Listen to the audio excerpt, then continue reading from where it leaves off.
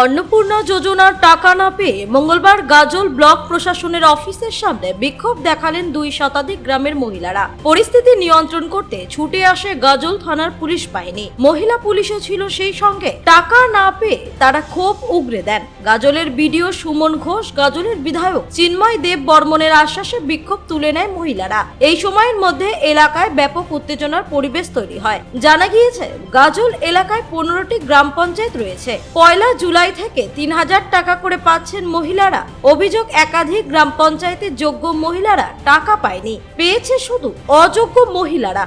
গত 2 মাস ধরে টাকা পাচ্ছে না। অফলাইন এবং অনলাইনে ফর্ম পূরণ করেও টাকা আসেনি। অতীতে একাধিকবার বিভিন্ন মহলে গিয়েও কাজ হয়নি, সেজন্য তারা বিক্ষোভ দেখান। বিক্ষোভ দেখে ছুটে আসেন বিধায়ক এবং বিডিও। তারা মাইক হাতে নিয়ে সবাইকে বোঝানোর চেষ্টা করেন। আগামী দিনে টাকা পাবেন বলেই বিধায়ক প্রতিশ্রুতি দিয়েছেন।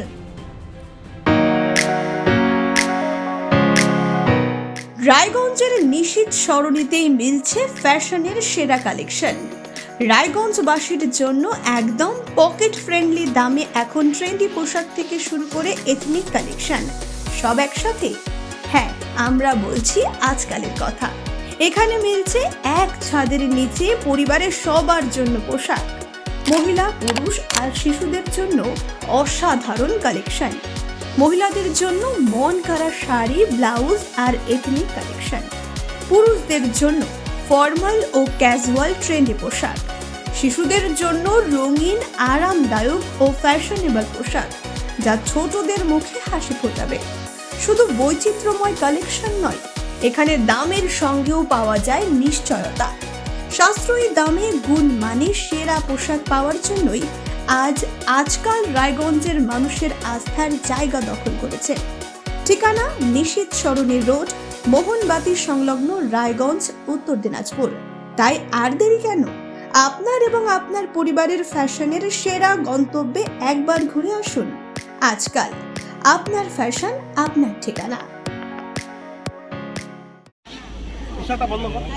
আচ্ছা, গাজল ব্লকে একটা বৈঠক ছিল, সেই বৈঠকে এখানে এসেছিলাম।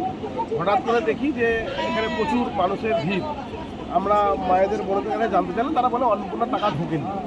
বিষয়টা হচ্ছে যে আমরা সরকার পরিবর্তনের পরে তাড়াতাড়ি করে পরিষেবা দেওয়ার ক্ষেত্রে কোথাও কোনো টেকনিক্যাল কোনো মিস্টেক, কোথাও ভুল ত্রুটি থাকার কারণে হয়তো ইনাদের টাকা পয়সা ঢোকেনি। সেই জন্য তারা এখানে এসছে। আমাদের কাছে এখন যেটা ইনস্ট্রাকশন এসছে সেটা হচ্ছে যে যাদের এখনও পর্যন্ত টাকা ঢোকেনি তারা তাদের রিসিভ কপিটা অঞ্চলে জমা করবে। অঞ্চল থেকে ভেরিফিকেশান করার পরে তিনি যদি যোগ্য হন তার টাকাটা আগামী মাস থেকে ঢুকবে, আর অযোগ্য হলে তার নামটা বাতিলও হতে পারে। আমরা গাজলে আমাদের এখনও পর্যন্ত আমরা 61,000 মানুষকে অলরেডি অন্নপূর্ণা আমরা দিচ্ছি, যোজনার আমরা অর্থ দিতে পারছি। ঘটনাটা হচ্ছে যে এখানে আরও মোটামুটি 10 থেকে 15,000 মানুষ আছে যাদের এখনও পর্যন্ত অন্নপূর্ণার টাকাটা সঠিকভাবে তারা পায়নি। এবার এই 15টা গ্রাম পঞ্চায়েতে এই মানুষগুলো আছে, এরকম বাদ যারা তারা রয়েছে। এবার তাদের প্রতিটা বাড়িতে ইনকোয়ারি হওয়ার পরে আমরা আগামী মাসে সমস্ত মানুষকে গাজলের যারা পাওয়ার যোগ্য তাদের টাকা আমরা দেওয়ার ব্যবস্থা খুব তৎপরতার সঙ্গে করছি। এবং সেই কাজেই এই মহিলারা এসেছেন, তাদেরকে আশ্বস্ত করা হয়েছে যে আপনারা আপনাদের রিসিভ কপিটা জমা করুন গ্রাম পঞ্চায়েতে, তাহলে সেখান থেকে ইনকোয়ারি হওয়ার পরে আপনাদের টাকা আগামী মাস থেকে ঢুকবে। বিধানপল্লী কি সমস্যা কি? আর সমস্যা, অন্নপূর্ণা ভান্ডারও ঢুকে না, বিধবা ভাতাও ঢুকে না। বিধবা ভাতা না দেখ, অন্নপূর্ণা তো দেবে। আমার ছেলে ব্রেন শর্ট। এর আগে কি পেতেন আপনি? দুটোই পেতাম, অন্নপূর্ণা পেতেন, বিধবা পেতেন। এখন কোনোটা পাচ্ছেন না? 3 মাস থেকে পাই না, বিধবা ভাতা পাই না, লক্ষ্মীর ভান্ডারও পাই না। অনলাইন অ্যাপ্লিকেশন করেছিলেন কোথাও? আগে করছি 2 তারিখে অফলাইনে আর 7 তারিখে অনলাইনে। তারপরে আবার লাস্টে গেল শনিবারের আগের শনিবারে অঞ্চলে জমা দিয়েছি রিসিভ কপি। আর আমার মেয়েটা বিয়ে কমপ্লিট হলো। ওর বাবা মারা গেছে 14 সালে ক্যান্সার হয়ে, 38 বছরে। এই যে আজকে ব্লকে মহিলা ছেলে হলো ব্রেন মাধ্যমিক দিয়েছে, তাকে আমাকে পুষতে হয়, ডাক্তারি খরচা করতে হয়। লোকে পাচ্ছে, যাদের গাড়ি আছে, বাড়ি আছে, যারা পাওয়ার উপযুক্ত না তারা কেন পাচ্ছে? আমরা কেন পাবো না? লোকের বাড়ি কাজ করি। কি চাইছেন তাহলে আপনারা? আমরা চাচ্ছি দিলে সবাইকে দেখ, না দিলে বন্ধ করে দেখ। হ্যাঁ, দিলে সবাইকে দেখ, না দিলে বন্ধ করে দেখ। আচ্ছা, আপনার নাম? আমার নাম পদ্মা সরকার বিশ্বাস।